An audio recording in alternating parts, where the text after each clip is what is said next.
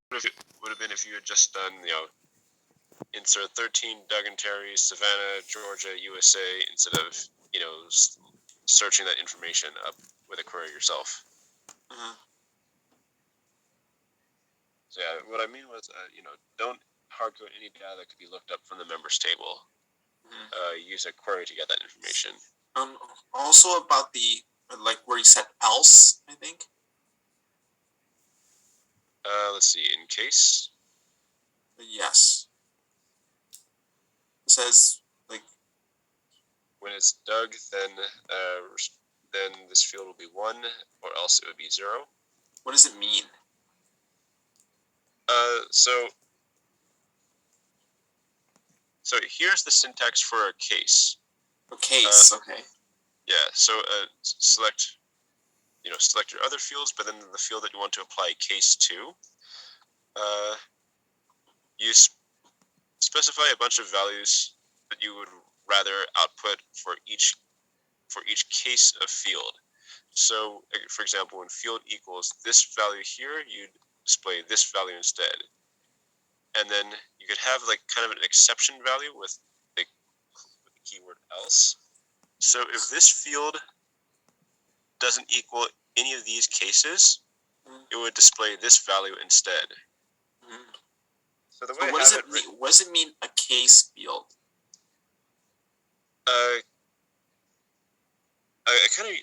So I used the example in a previous lecture of. Let me bring up that lecture. So I use the example of, it's often applied for things like, region or gender.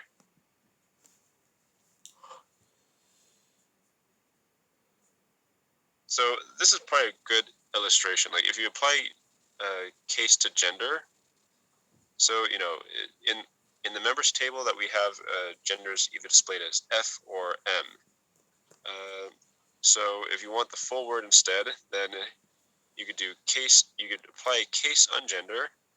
When gender equals F, then display female. When gender equals M, then display man. So, case just means for what possible value gender could equal, then replace it with a different result. Okay.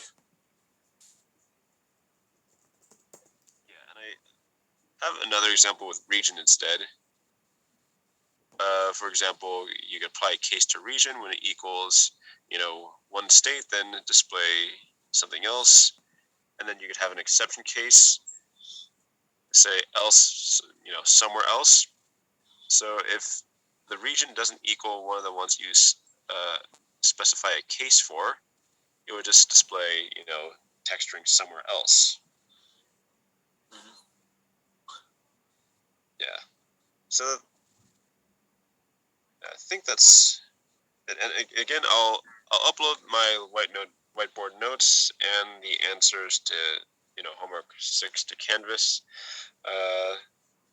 But yeah, I think that's basically it for today. I think we're actually 4 minutes over time, but yeah, I think that was all the stuff that I wanted to review. I think you should be ready for the midterm on Wednesday.